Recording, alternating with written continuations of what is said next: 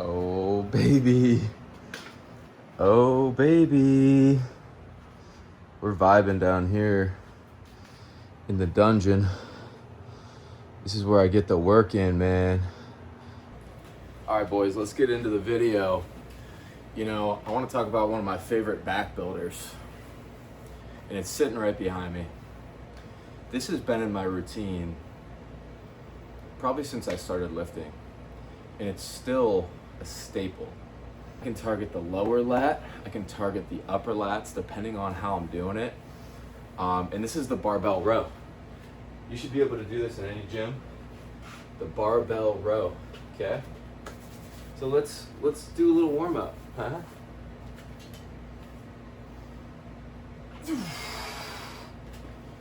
Today's focus is upper back. So watch how I'm doing it and thinking about it.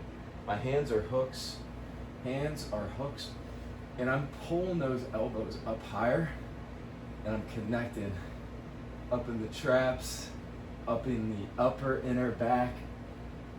Elbows are being pulled back.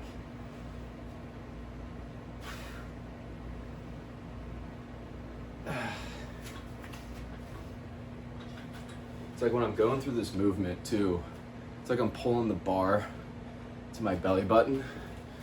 So I'm here, arch the back, hands are a bit wider than shoulder width, and I'm elbow pulling. Now, if I wanted to target the lower lats, I might be pulling the bar closer to my waistline. But since I'm trying to hit some upper back today, I'm pulling a little bit higher up, okay?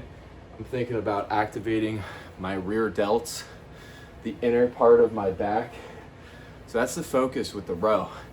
And I don't think enough guys are doing the barbell row. A lot of people say, oh, I can't take this to failure.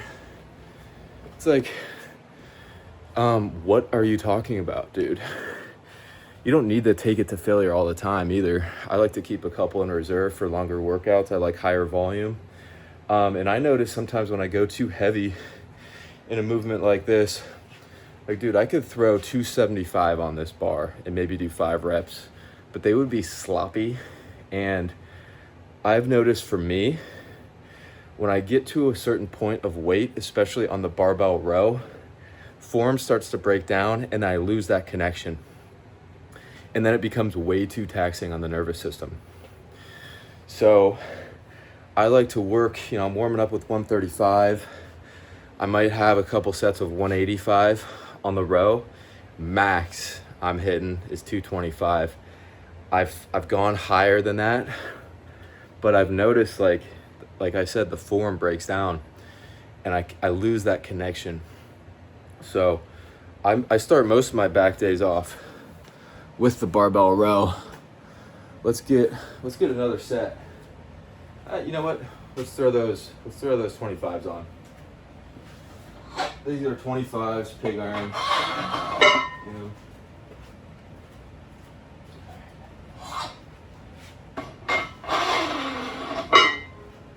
Again, I'm hitting the upper back. Upper, okay? So watch how I'm moving it.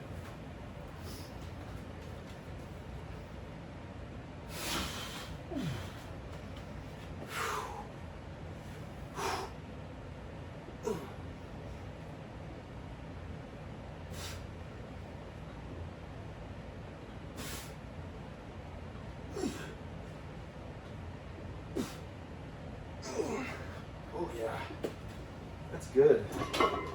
Feels good. 185, moving it. Back's probably my favorite day to train. Probably because there's a lot of variables, a lot of different movements you can hit. The back is such a large muscle group as well. You want that V taper, right? We're creating the illusion. So when you have a wider back, the waist looks thinner, right? We want that illusion, that silhouette. That's the V taper. And so a wide back paired with a thin waist is what makes you look more aesthetic. Also, back training is very functional in real life. You know, protecting your back is key. I'm gonna show you another movement as well that I like to hit. Now, I'm not hating on deadlifts or anything. I love deadlifts. When I first started training, deadlifts were a staple in the routine. But for me, they're a bit too taxing on the body at this point. I'm more of a bodybuilder, not really a power lifter. And, you know, the deadlifts are pretty fatiguing. And sometimes I feel like it's not worth it. I don't recover as quickly from the deadlift. Full body movement, great movement though, not hating. But here is another version. It's a back focused, and they call these rack pulls, right? So I like to do these. It's basically only doing the back portion of the deadlift. The legs aren't as involved. The glutes and hams aren't involved. So I got a bit of an interesting setup here in the dungeon for the rack pulls, but let's take a peek. Let's see how it's moving today. Now, the bar is about knee height, okay? Knee height. And that's what I would recommend for the rack pull. Again, I got 185 here, and I like to work, you know, up to about 12 reps, maybe even 15 if they're feeling good. I think anywhere in that 8 to 15 rep range for most movements, some money. Maybe if you're doing some higher volume work with like laterals, like shoulders, you know, you can work up to 20. But that 8 to 15 rep range is where I like to work.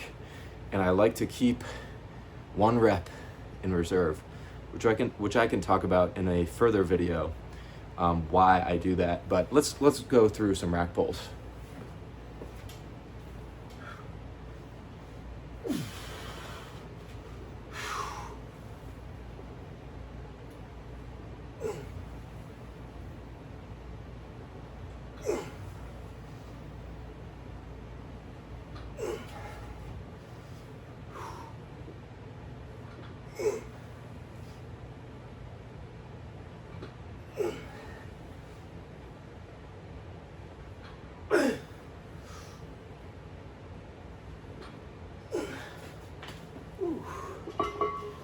Pretty good.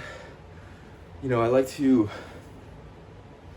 stretch a bit at the bottom, but you don't want to arch your back too much and put yourself in a position of injury.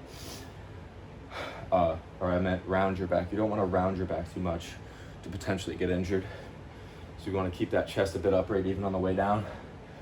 But I'm thinking about that bar, just stretching my lats out at the bottom, just stretching like crazy.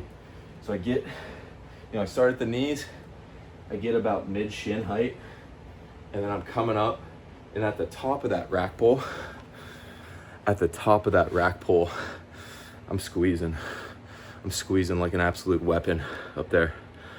And I've noticed these two movements are just a great overall back builder for mass, for size, for thickness, to get that dense muscle.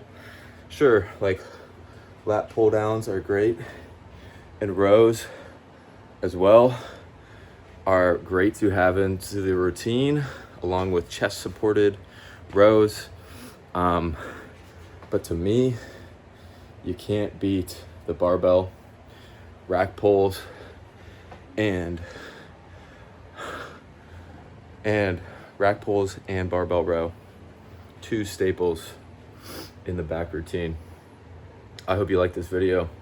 These movements I love. Check out the link below for my beef jerky company, some training programs, emails, and merch. Thanks for watching. Subscribe. I'll talk to you in the next video.